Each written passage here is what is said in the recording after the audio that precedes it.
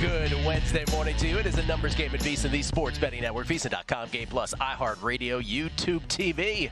However you're taking us in, we appreciate it. It's Gil Alexander. It's Kelly Bidlin, live from Bar Canada, here at the D. Lovely. Downtown Las Vegas. What are we expecting, 107, 108 today? Degrees Fahrenheit? It's too hot. It's too hot. I've been beaten down by it a couple of these days. Yeah, well, that's part of the, I don't know if you know this, but you're in a desert. Where you have to retreat indoors and just crank down the AC. Totally. Well said. Retreat indoors. Retreat. Yes. And then I don't know about you, but you and I are in and out of like the casinos so much that my mother, former nurse, always tells me this is just an old wives' tale. Oh, but I know what's coming. It's this like the runny nose sniffles because we go in from Air like condition. 63 degrees to 110 degrees. Yep. It's like flying from Vegas to San Francisco in July. It's like a 50-degree drop. We are loaded today. Jonathan Von Tobel, our senior NBA analyst, talking NBA Finals with us as the NBA Finals does us all a favor and resumes tonight with Game 3 at Dallas, the American Airlines Arena. JVT will join us momentarily. Sia Nejad on the U.S. Open. Matt Grissom on the College World Series. Wilson Hilson will join us with all his bets, as will Jason Weingart from Under a Cloud of Smoke. So everybody coming up on the show today. We want to start with, as PTI usually says, a melancholy goodbye to Jerry West. Jerry West. This just a couple weeks after the passing of another NBA great, Bill Walton, which caught everybody by surprise because no one really knew Bill was sick. Well, Jerry West passing away at the age of 86 years old. What can you say about Jerry West other than starting with he's the NBA logo? It's his silhouette. That is the logo of the entire National Basketball Association. If you go back way in his childhood, grew up in a West Virginia coal mining town. Kelly, his older brother, died in the Korean War. He struggled with depression throughout his life, but was just a basketball great, three-time All-American at West Virginia, 14 seasons in the NBA, all-star in every one of them. Incredible. Along with Wilt and Oscar were the first people to get to 25,000 points. He's still to this day one of only 5 NBA players in history to average 25, 5, and 5 throughout a career. 25 points, 5 boards, and 5 assists. And I think probably even better, as great as his NBA career was, one of the 50 greats of all time, one of the 75 greats, one of the, he's a better executive. And there's so many stories. There's the famous Kobe story where he shut down the workout when he was working for the Lakers. He's like, we don't need to see it. We don't want anybody else to see any more of this kid. Yep. They traded for him famously on draft day. But he also, from the Warriors standpoint, he was a consultant to the Warriors. He was the one who nixed a Klay Thompson trade so many years ago. Remember, there was a proposed Klay Thompson for Kevin Love trade. I want to say this was back in 2014 even. And Jerry West was like, nope, you don't want to do that. So many things that he touched. He was also with the Clippers when they acquired Kawhi and Paul George. So many, just a basketball life that was just phenomenal. And sadly, can I just say this as a postscript? I'm sad that I even have to add this, but to a younger generation, their only exposure to him might have been from that HBO Max Winning Time series where he was portrayed awfully. Yeah. And remember, we came on air. And maybe Parles was my producer at the time, but I would always say, like, the only thing I don't understand about this, why are they murdering Jerry West in this? I was with you because you and I kept talking about we loved the series so much. Yeah. I don't know about you. I don't think we've talked about this in a long time. I still haven't fired up season 2 because I was so depressed when I heard they canceled it. I'm like, I'm not going to watch season 2. Me too. But you're right. It was. I mean, that was a great series, and yes, that was one of the few awkward parts about it. You're like, why do they make him look so bad? Yeah. Most famous shot, for those who remember this way back when, also we'll leave it at this, but in the 1970 NBA Finals against the Knicks, he hit a 60-footer to force overtime in Game 3, too. That was his most iconic moment on the court. He's the logo, man. He's the logo. End of the day, he's the logo. It's not MJ. It's not anybody else. It's Jerry West. Yeah, Jerry West, may he rest in peace, passing away at the age of 86. No artful way to segue to today's NBA and to our betting thoughts. But let me just start with another tried and true theme here on the show, which is, boy, oh boy, when Nevada gets sports betting, what a state this is going to be to live in when they legalize it here. Kelly, yesterday I wanted to make a donation and bet the NBA Finals MVP. I wanted to bet Drew Holiday at plus 750, which, like plus 750 bets are likely to lose, correct? Correct. I searched around town. Nobody had it. Nobody had it. Not a single shop that I found had NBA Finals MVP up. Now, of course, DraftKings is not here. I'm checking. So you can do it so in your jurisdiction with DraftKings and other books, but you can't do it in the state of Nevada apparently because nobody. Now you can, by the way. It's not like a Nevada gaming thing. You're allowed to do it. I imagine they had them before. Yeah, I mean I bet it before. They don't have it up this morning either. So anyway, yeah, you're right. I want to give you my money. You will not take my money. It is. I mean, you and I were texting about it. It is just something. Just something. How many? It is. It's a great description. How many times a month? It is something. How many times a month I walk around this city being like, "Will you take my money? Who will take my money here? Nobody. No, you don't want to take my money. Okay. Are we booking or are we not booking? Kelly provides a rundown, by the way. Kelly has so many roles as producer number 9 on this show. Show bouncer being perhaps his most important one. But also he provides me with a rundown before every show. Now, Kelly, you provide notes. I don't really consult them 19 of 20 times, would you say? But every once in a while you'll put something in here. Yeah, but I like you to have them. No, I love that you put them because every once in a while you'll put a nugget in there. I'll be like, oh, Ben Wilson, all around great guy. See what you wrote there. What I write today?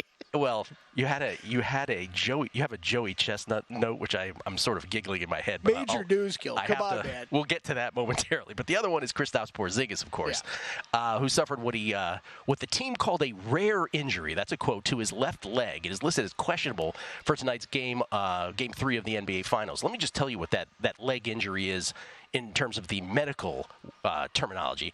A dislocation of the posterior tibialis tendon in his left leg. Yeah, that's not common. So the Celtics said yesterday that you even had this different torn medial. I don't even know how to say this word. Yeah, me either. Retinaculum? Retinaculum? Right, sure. allowing the dislocation of the posterior tibialis tendon in his left leg. So they said his status. Yeah, but a Twitter doctor weigh in here. Twitter doctor, Brian Sutterer, no relation to Roger Federer. He says the medial retinaculum, I don't know, I'm not saying that right, is like a seatbelt that keeps the tendons in place as they course around the inside of the ankle bone. There are 3 tendons that travel along the inside of the ankle, and that seatbelt keeps them secured in place. The posterior tibialis tendon is one of said tendons. Shams adds...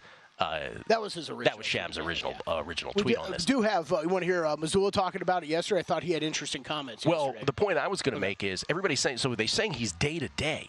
Right. How in the world is he day-to-day? There's no way he's playing tonight, right? I wouldn't think so, but let's listen to Mazzulla. Here's what Joe Mazzulla had to say, head coach of the Boston Celtics. Yeah, I mean, he's doing anything and everything he can to be ready for the game tomorrow. It's a serious injury, and at the end of the day, our team and the medical team is not going to put him in any bad situations. And so we've taken a decision to play out of his hands because the importance of him. And so he's going to do everything he can to play, and then we're going to leave it up to our medical team, and that's really it. And that's the important part. Serious injury. We're taking the decision out of his hands. Yep. So up 2-0. I can't imagine they play him tonight. And by the way, my spider senses tell me he ain't playing at all. Like, yeah. I just feel like you don't risk that. So this is where we always gotta. It's hard for me to remove myself from my Mavericks ticket, right? But as a Mavericks bettor, like this is even him not going, Gil, hasn't made that much of a difference in 2 games. Like, I don't know that I'm going to expect it would in the 3rd. So if you're the Boston side, I would at least be resting him tonight. I mean, obviously this. Well, he mattered in game 1. Oh, he was big. He was big. But even, what has he played? 41 minutes, I believe, over the course of 2 games. The big difference is where you get the. Big difference is, okay, you can run him and Horford, and you don't have to fall back then to the other option that's going to be the next guy coming off the bench where finally Boston becomes maybe a little weak where you can attack them. But, the way they've handled this Dallas offense so far, Horford's been great. Like, I don't know that right now I'm all that concerned about a huge drop-off for Boston. Therefore, if I'm Boston, there's no way I'm playing him tonight. Mavericks now a 2.5-point favorite. Game 3 tonight. Total at 213. We haven't talked about the total. You lean in. Both of these have gone under so far. Yeah, I bet over in game 1. Leaned over in both of them. I don't know how you can look that way until you finally see something out of this Dallas offense that looks like they are operating with some sort of efficiency, because they have not shown that at all in the first 2 games. So as a guy with a Mavericks ticket, what you're telling me is this does not qualify as a glimmer of hope to you. Like the Porzingis perhaps being out here does not give you some light in the door. I got to see. I don't want to say completely not, because of course it does a little bit, but like the Dallas Mavericks got to show they can beat this team even without Porzingis. I don't know they've really proven that they can win those minutes so far. They haven't won those minutes. Say you didn't have your ticket. Would you take Boston in 5 at plus 205? Probably. Gentleman's sweep? Yeah. Dallas takes one of these two? Probably. Tonight or Friday night, and then they come back and they win it Monday night in Boston. I do think that is the most likely outcome. The one bet I did make tonight was I've bet this, I don't think every game, but the past 2 games. P.J. Washington over his points, over 14.5. He's been the one. Not like this isn't something that's going to win you games. That's why it doesn't matter that much. But often the way that Boston's been defending, they end up having a smaller defender on P.J. Washington, and him being able to attack the rim along with being there for those threes. I think it gives him a lot of scoring opportunities, like him over 14.5. JVT's thoughts on the NBA Finals on the other side, and a whole bunch of U.S. Open, which begins tomorrow at Pinehurst in Pinehurst, North Carolina. Coming back on a numbers game at VSiN, the Sports Betting Network.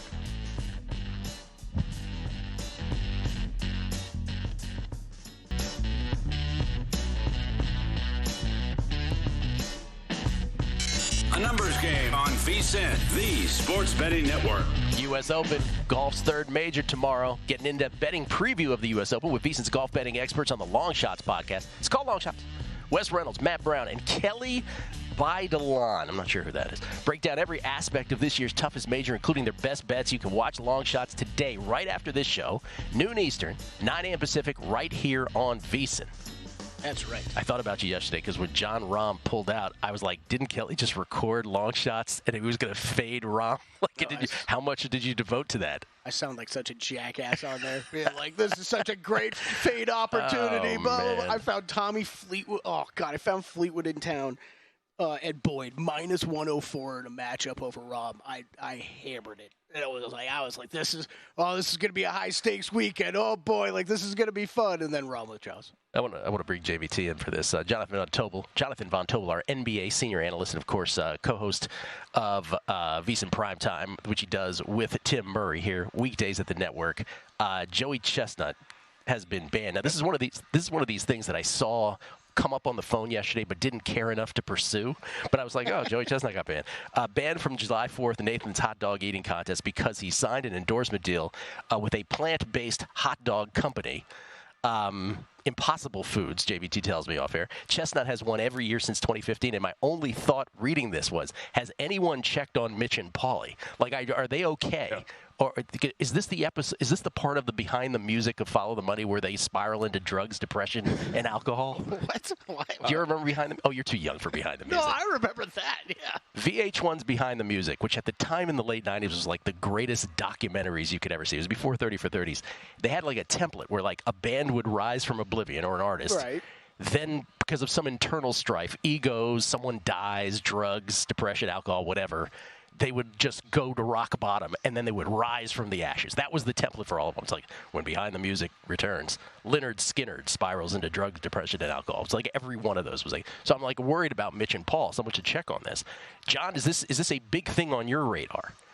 Oh, I mean, I think so. Look, it's 4th of July. There's not much going on. This is a big betting event, and I actually think it makes it more interesting. Now right? It's because way more bettable, right? Options. Yeah. Right. Like, there was only one betting option for you in this competition. It was over-under hot dogs for Joey Chestnut. Now we're looking at different matchups. We're looking at the futures board. We're seeing who's going to win this thing. Like, there's so many different angles now that you can take that he's been banned. Look, Nathan's, let's not make any ifs, ands, or buts about this. Nathans are cowards, right? They just let the man eat. He's one of our greatest athletes that we've ever seen. And you're just eliminating him from this because of an endorsement deal. It's ridiculous. But it does make it more interesting from a betting perspective. I'm going to say Handel's going to be up for the 4th of July hot dog eating contest. Well, this is the same thing I with agree with you on that. Well, it was Kobayashi, right? Didn't he sign with like another like major league eating like league or something? And they were like, no, you got to be only a part of our league. You can't compete anymore.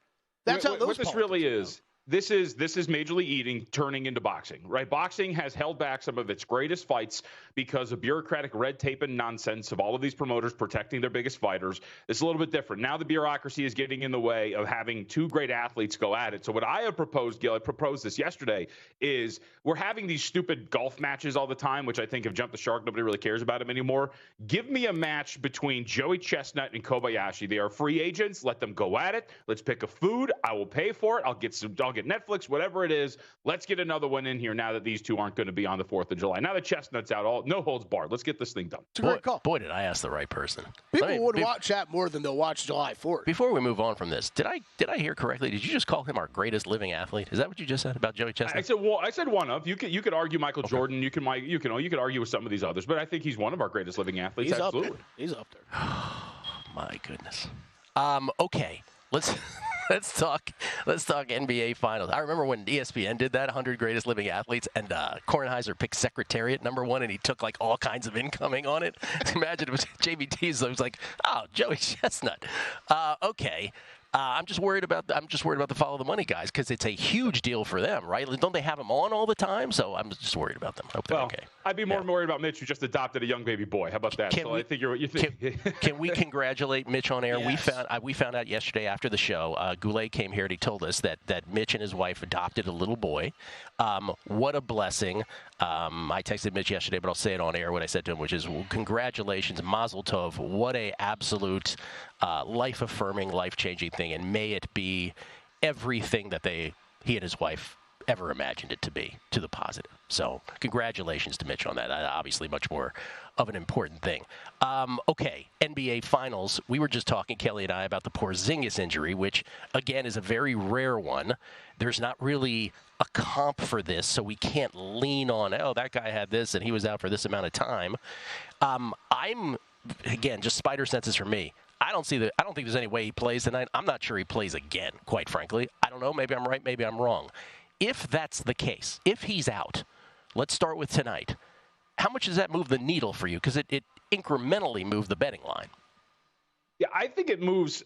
For me, it moves the needle, I think, more from a total perspective than it does from a side perspective. With him not out there, it does a lot of different things for Dallas. First off, defensively for Dallas, now you, thank God, have finally somewhere to stash one of your centers defensively. Right now, you can have somebody as a non-shooting threat because the guy who's going to be out there instead of Al Horford is probably going to be Luke Cornett. So you're perfectly fine putting your 5 on their 5 and not being in a position where you're going to get destroyed.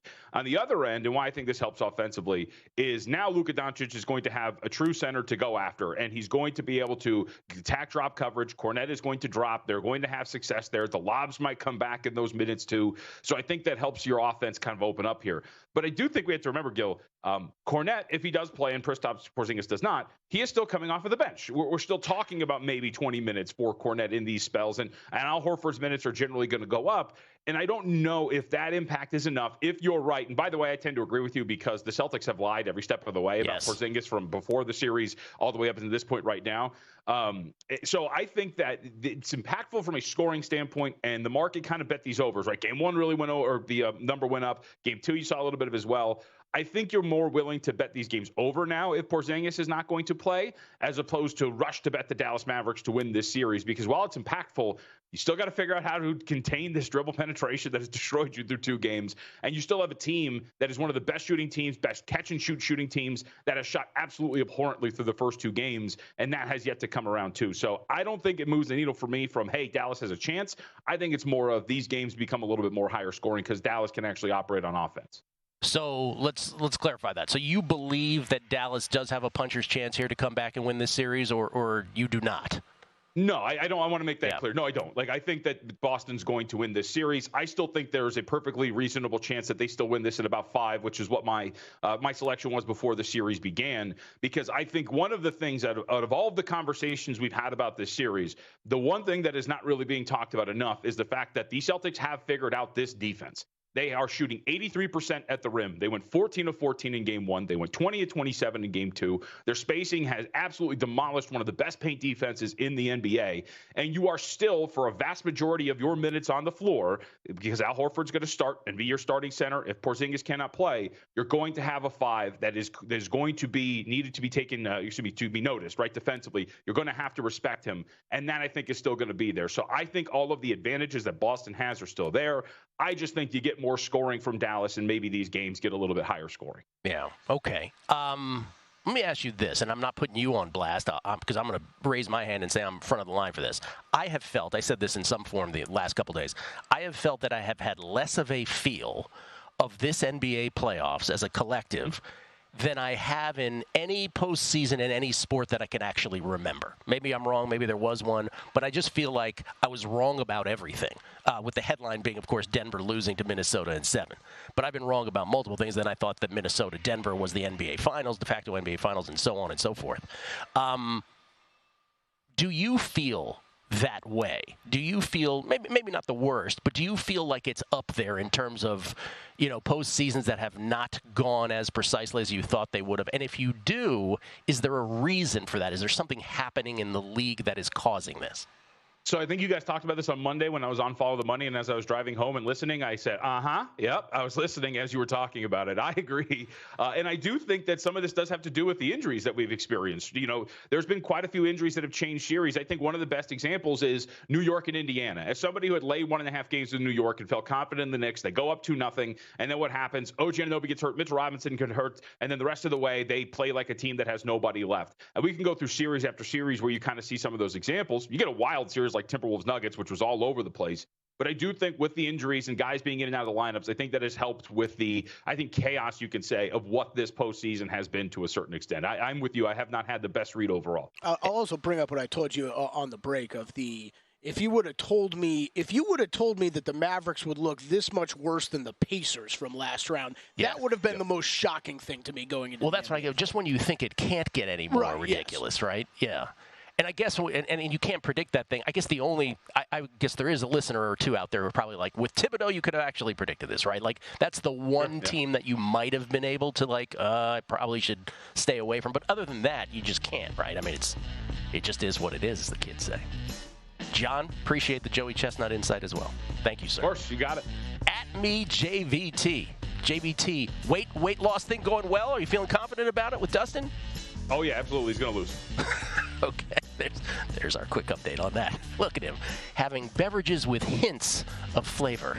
Jonathan Von Tobel, everybody. We'll come back. We'll talk about multiple sports, including golf next.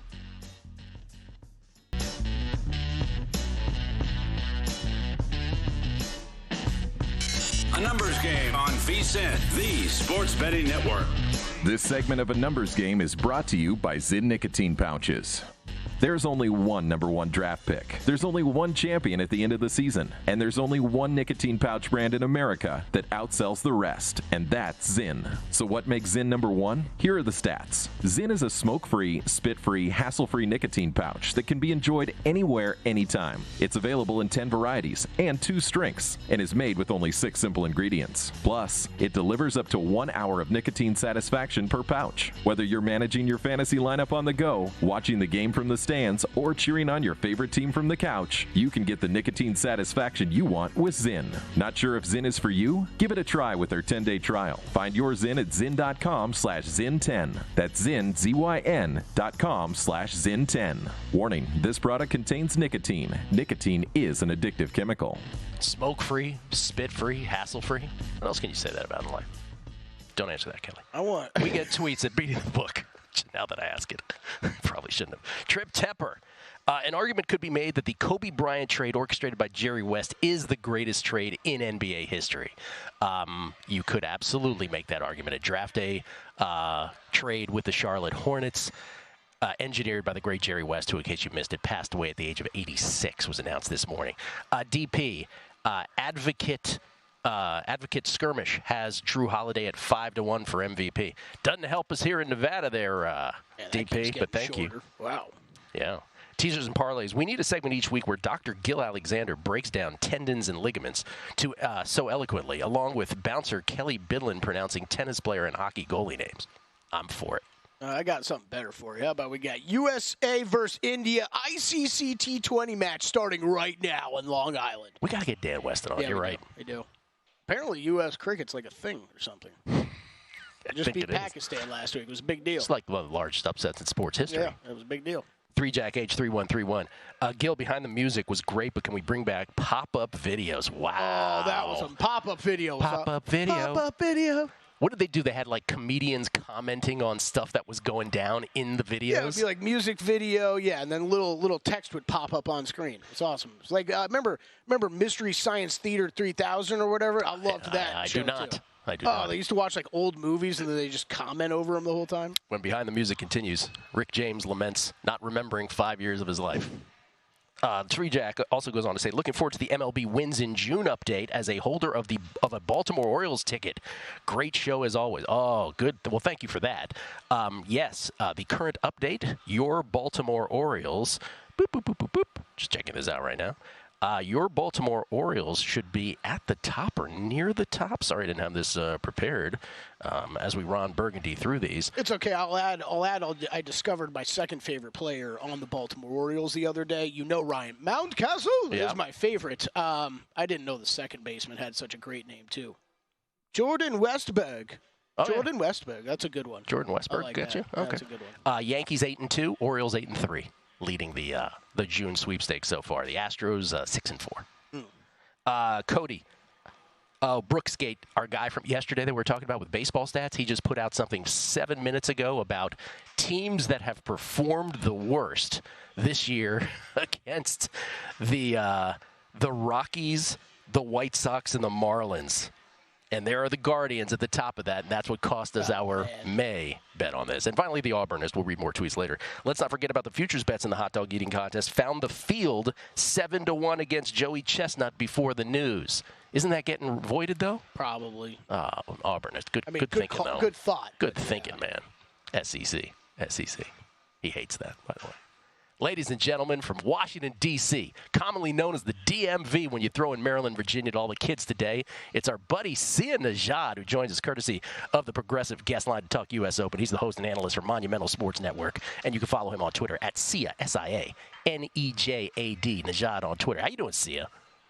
I'm doing well. You all just took me down memory lane. Like the VH1, MTV, old reality, music-related, sometimes not music-related. Like we could go to like Celebrity Rehab. Like there's so many different shows that were really good content that are irreplaceable. We don't see them anymore today. What a great way to grow up, right? It was so good back then. Okay, U.S. Open, Pinehurst. What are you looking for here in a golfer, and how are we starting with Scottie Scheffler? How are we dealing with him? By the way, Surreal Life, that's another really good one. Go back and watch those. How are we dealing with Scottie? So this is interesting. So last week, here's how I dealt with Scottie. I bet outrights in the without Scottie Scheffler market, and one of them was Colin Morikawa. Now, I bet him both ways. I bet Colin Morikawa at 14-1, and then I bet him at 10-1. This is last week, 10-1 without Scottie Scheffler. I think you can do that this week, but I do think there's also an argument that while Scottie Scheffler is clearly an unbelievable course fit, and while he's clearly the best golfer in the world, I think this golf course offers enough variance, enough random trouble and potentially bad luck that you could just go ahead and roll the dice and just play the outright market with Scottie Scheffler included. I think it really comes down to your risk tolerance, how much the number is depleted if you do it without Scottie Scheffler. So far, I've only placed 2 outright bets, and they've both been with Scottie Scheffler because I placed these bets early when I knew the without Scottie Scheffler market wasn't even going to be available. It was Sunday afternoon when I took Colin Morikawa at 20-1 and Hideki Matsuyama at 50-1. So I may go back, since I've only bet 2 guys, I may go back and add 1 or 2 plays, and I'm still deciding whether or not those plays are going to include Scottie Scheffler or be without Scottie Scheffler. But I think you could play it either way this week. And Sia points that out because even last week or the week before, I can't remember, it was the week before, because because I wasn't here last week, you were playing outright markets that did not include him, correct? And now you're saying for this one, you're fine. By the way, I played Scheffler top 5 minus 135, and I played Scheffler top 10 minus 235. Nice, I like it. Yeah. I'm kind of chuckling over here because I made I made Morikawa and Decky bets, I think, on the same day, same time as you, see. That's why I emailed you this morning. I hope you win a lot of money this week. Top 20s, top 30s, I see you got a couple. Yeah, so as you can tell, I like Hideki Matsuyama. I like what he can do on tough courses. We saw even round 4 at the Memorial. Like, that was a really tough round for pretty much everybody other than a handful of players. Hideki Matsuyama was one of those handful of players. I think his odds are sort of depressed a little bit because he has been shaking off injuries. It feels like over the last couple of years, but certainly earlier in the year, and he had a recent withdrawal. I like how he looked at the Memorial, and so I like him as an outright, but I also like him as a top 20 play, especially when I'm getting plus 160. So I've got Hideki in the top 20 market there. I think you could ladder him. Again, you got to be careful with ladder, and by laddering, I mean you could take him top 10, top 20, top 30, and just kind of adjust your unit size accordingly. With that said, again, this course does offer a lot of blow-up opportunities, so you could ladder somebody, and this is not, he could completely bomb. But I do like Hideki's ability to shine on a tough course, especially with his recent form. Other finishing position plays, a couple of guys that played well last week and I think are good at tough courses, are good at saving par, which is what you're going to need to do.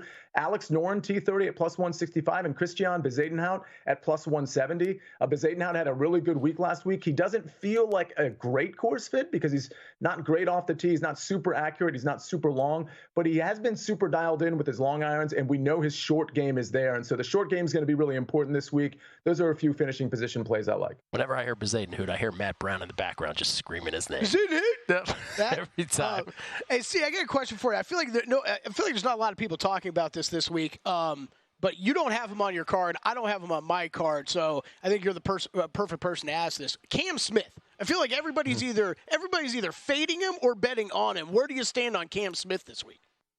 Yeah, it's a good question. I don't love his form coming in. I did see a long thread on Twitter about somebody who followed his round. I literally was just looking at it like 10 minutes ago, and he looks to be in pretty good form according to that thread. And there was like video along with the thread, so I mean, it was reliable information. At least in his practice round, he looked very comfortable. He's a guy that has sort of that strokes gained magic beans where, like he can kind of figure it out, save par, do things on a tough course that a lot of people can't do or aren't even comfortable trying.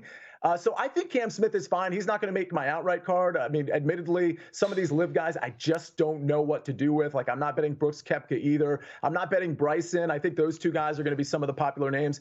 I have no problem. I take no issue with anybody betting Cam Smith. And honestly, I think in the top 20, top 30 market, he makes a lot of sense, but he's not making my outright card. All right, 60 seconds, Sia. Rafa on clay, Iga on clay, and then Sia Nejad on first-round leader bets. What do you got? Oh, I got Rafa for one. Also, I got the Mavericks tonight. I'm wearing Dallas blue. Oh, there you go. I like them money line. I think they're live to win this series. It's plus 600 or so. Let's just throwing it out there. All right.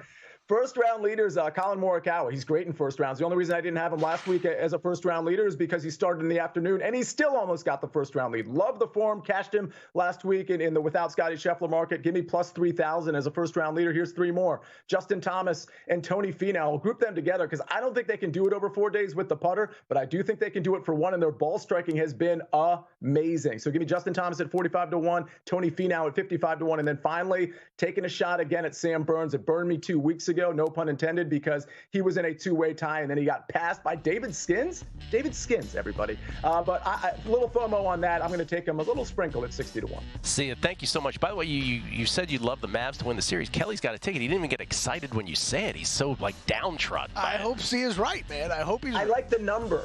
I like the number right now. He likes the number. Always bet the number. There was a guy at the South Point that used to say that. Bet the number.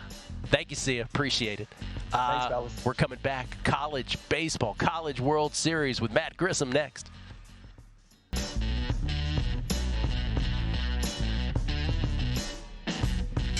A numbers game on VSiN, the sports betting network.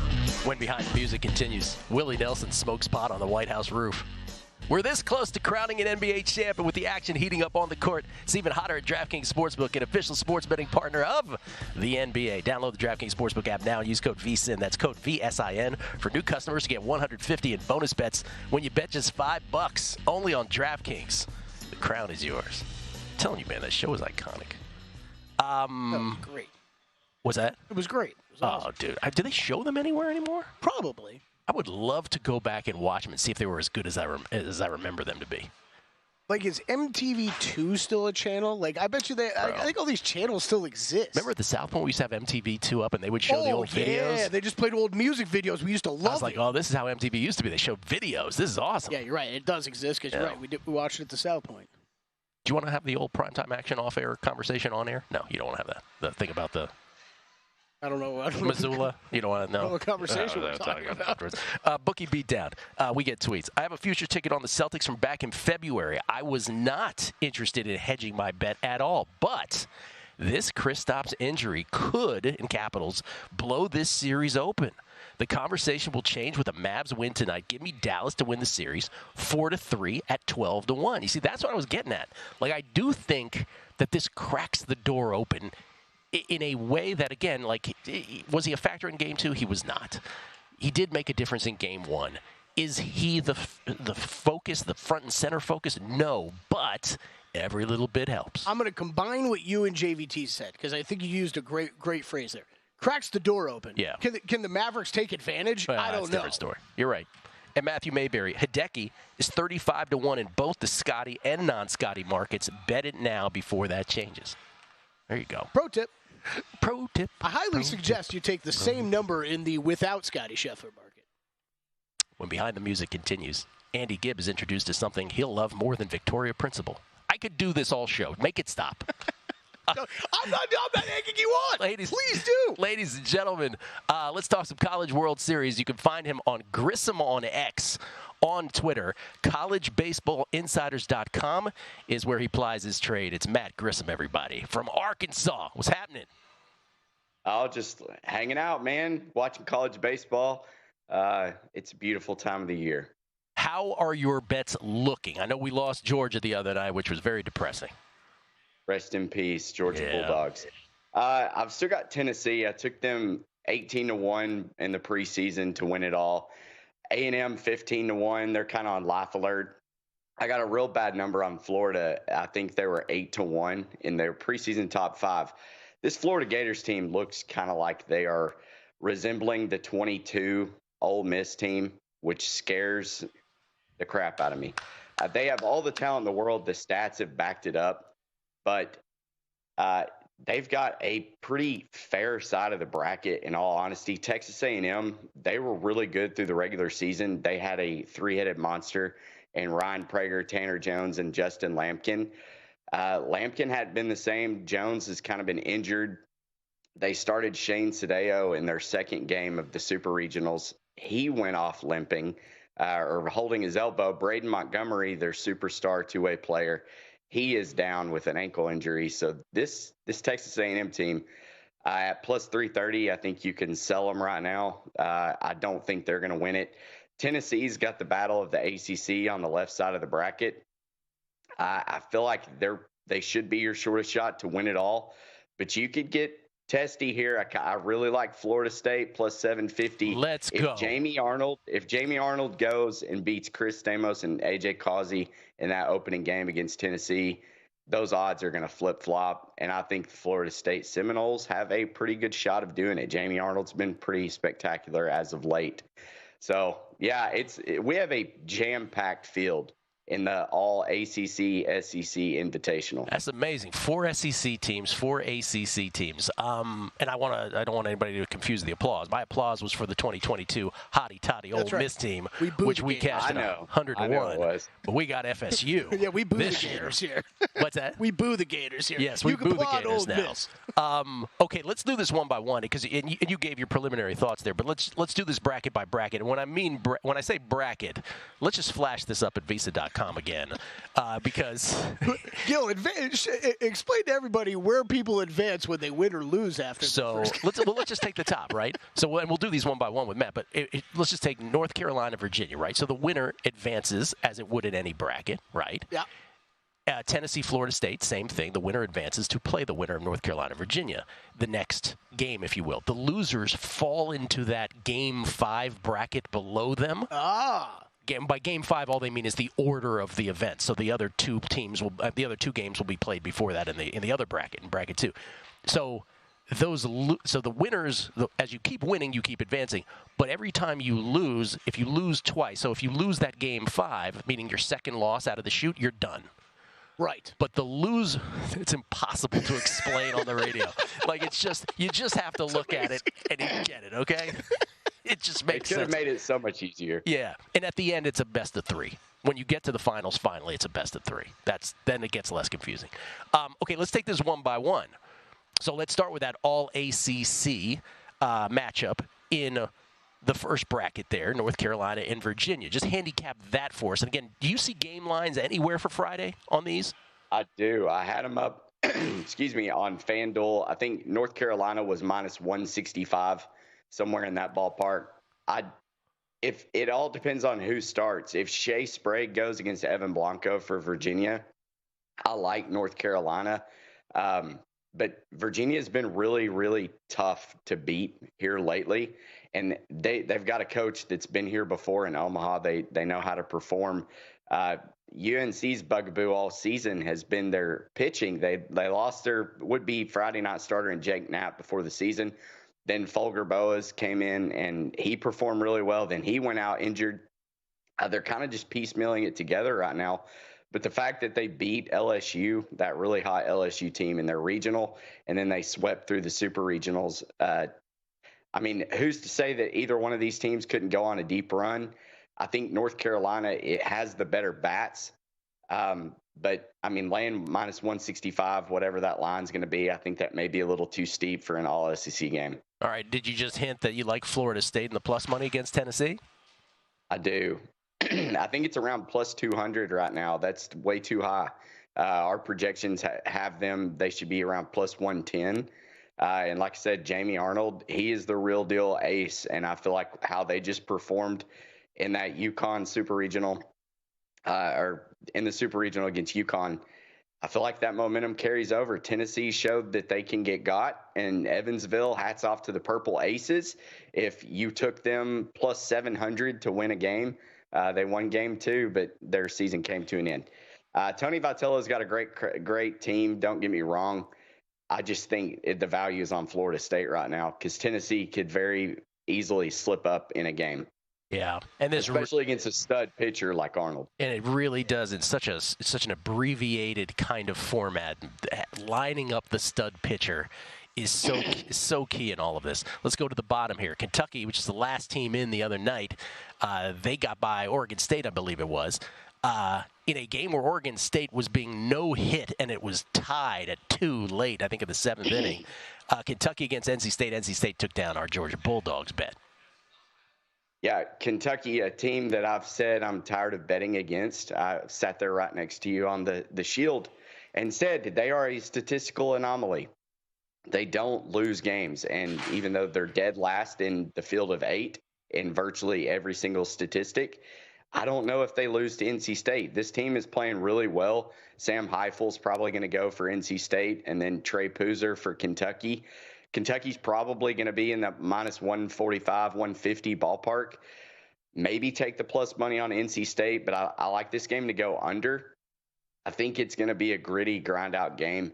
Poozer and Heifel both typically go 6 or 7 innings, so I feel like with that bigger ballpark in the Chuck, I just would lean under in that one. And then Texas A&M, Florida, Ryan Prager is pretty much where Hagen Smith was for Arkansas.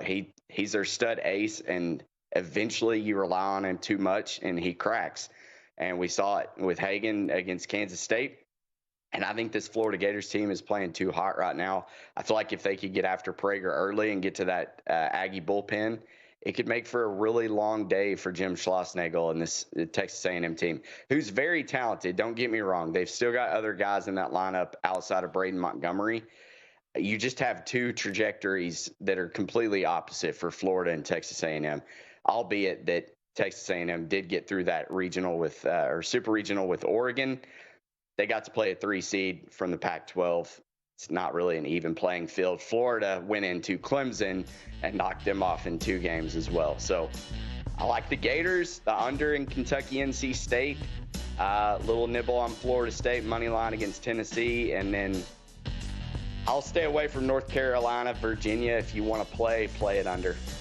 I like it. Who wins it all, Matt? What's your instinct? I hope to God Tennessee does, but if they don't, I'll take Florida State. My man. Let's go Noles. Let's go. Thank you, Matt. Coming back, Kelly's thoughts on the U.S. Open next. We're this close to crowning an NBA champ. And with the action heating up on court, it's even hotter at DraftKings.